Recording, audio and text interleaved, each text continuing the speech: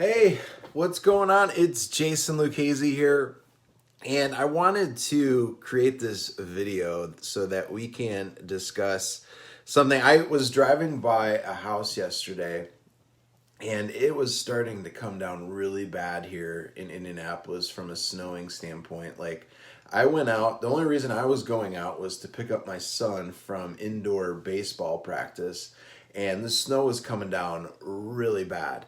And I saw this agent out there doing an open house, and I saw him putting up balloons and all this type of stuff. Like the normal agent type stuff. And I drove by, nobody was there yet. And then when I was coming back from getting my son, I saw that nobody was there. And obviously, weather plays a really bad role in putting some of those open houses. So what I would recommend, always looking at the forecast, and you're trying to build up something big. If you would have done it on the day before, it would have been a much better day. But the thing I wanted to talk to you about in this video is it sparked something for me to tell you guys, like some of the things that we do to get houses sold quickly without having to go through a lot of putting up balloons and hoping that people will see balloons and be like, oh, I'm going to stop at this house just because there's balloons up.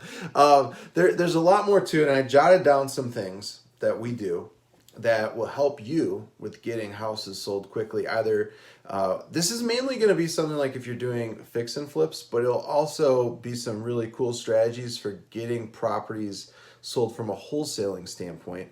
So let me go through the list here really quick.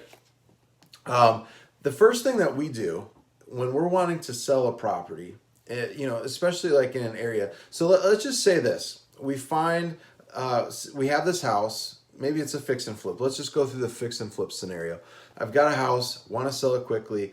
Best thing that I want to do is I want to find agents that have sold properties within like the last 90 days, and I'll do a 5-mile radius.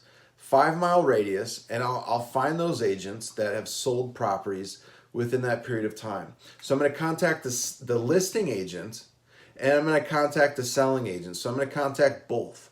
Okay, and what I'm going to do from that standpoint, once I have that information, next thing that I'm going to do is I'm going to, instead of talking to each one of them individually, because sometimes those lists can be 100, 150, 250. We've had some to where they were like close to 300, 350. So you can get up to a lot. And if you're going to be calling all those folks individually, you may strike gold, but you're going to be leaving a lot of money on the table. So the thing that we do is we use a slide broadcast. So a ringless voicemail. We'll send off a ringless voicemail, and it'll be a simple message. We'll just say, hey, this is Jason Lucchese. I wanted to reach out to you. We've got this property at 123 Main Street. It's an awesome property. It's priced aggressively. We've got a buyer's agent bonus. And we also have some really great concessions if you bring a buyer and you're able to make a contract on X date. If you're able to write an offer, it's accepted by X date, you get all this. And then we hang up. Well, we'll also obviously leave the phone number, but I'm trying to point a picture here. The two main things that buyers agents are really looking for is what I just said. If we give them more commissions, they're going to be much more interested in our properties. And the other thing too is if we could also make their buyers happy with seller concessions, that's going to be huge. So what I try and do at that standpoint is we'll try and, depending on the time of year. So right now in Indianapolis, it's cold, it's wet out. You never know. It feels like it'll be spring one day, and then next day it'll be winter, and we'll all of a sudden start getting pounded down with snow and sleet. So at this time of year, what I would recommend, rent some furniture, put the furniture in the house from a staging standpoint, and say, hey, we're able to give you a $3,000 credit for your buyers if they're able to make an offer, and it's accepted by X date. Normally X date is 2 weeks from the open house. So give them a little bit of time. Normally you'll be the one that's at the top of the list at this standpoint. Make sure you do something just for brokers.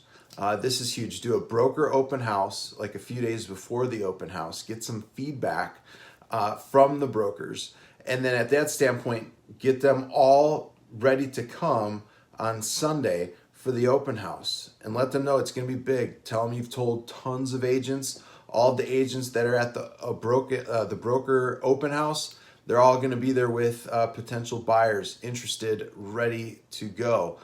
So do that text message blast. The feedback from the broker open house is going to be big.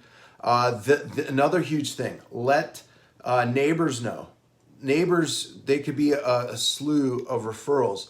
And this is huge. This might be something to where you might be like, oh man, that might not work. Get a fishbowl, like a glass fishbowl. It's nice and clear. And let folks know you're going to be doing a $25 gas card giveaway. Okay, that fishbowl that's about this size is going to get filled up. It's going to get filled up with names and phone numbers for people. Okay, those individuals need to be called. So if you're operating as a solopreneur or however, all those people need to be followed up with. Hey, do you have a friend or family member that might be interested in this house? And tell them a little bit more. Be like, hey, we are offering some really great opportunities here for buyers. So if you have somebody that's interested, we could also give you a referral fee for sending that person on over to us. And they're going to be extremely happy that you're going to be sending them because the buyer is going to get furniture on us. Or if it's during the summer, they're going to get all of their lawn stuff taken care of. So we've got a mower set up, a weed whacker, a trimmer. We've got all of it set up for them.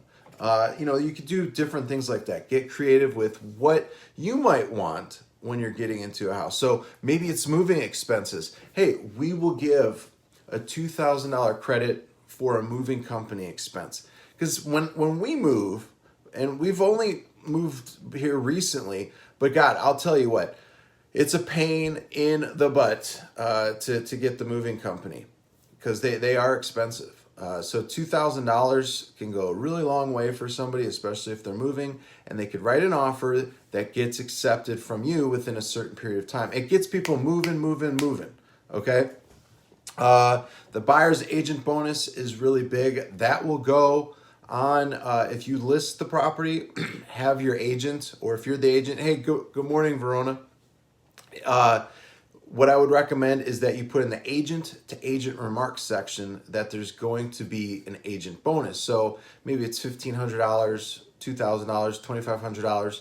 It really depends on the property and where you're at in the country. In central Indiana, even in some of the other parts that we're doing, like Michigan, Ohio, Kentucky, those are going to be the norm. But if you're in like California or something like that, or another state that has high-priced homes, it's probably going to be a little bit different as far as what the buyer's agent bonus is going to be. So recap again, find agents that have bought and sold properties within the last 90 days, use a 5-mile radius, use a slide broadcast to reach out to them, use the simple message. Make sure you do a text message blast for a broker open house, and then also let them know, send off a reminder for the actual day of the open house. Do $25 gas gift card giveaway. Use the fishbowl. That $4.99 fishbowl will come in huge handy. Or maybe go to the dollar store. Maybe they've got one for $1. Use furniture or lawn care stuff for the buyers if they're wanting to write an offer and it gets accepted within a certain period of time. And then obviously the buyer's agent bonus. And this is the big one. So if you were listening to the very beginning, I would recommend you check the 7-day forecast to see what's going on within your area.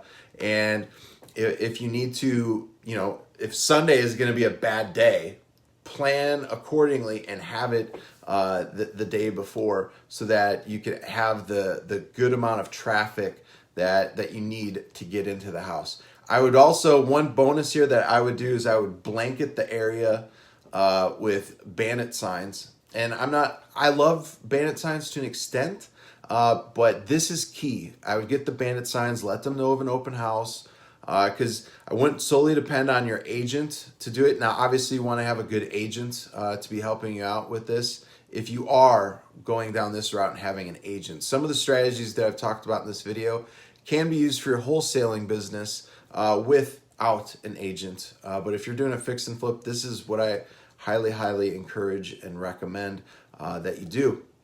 So do that. If you have any questions, let me know.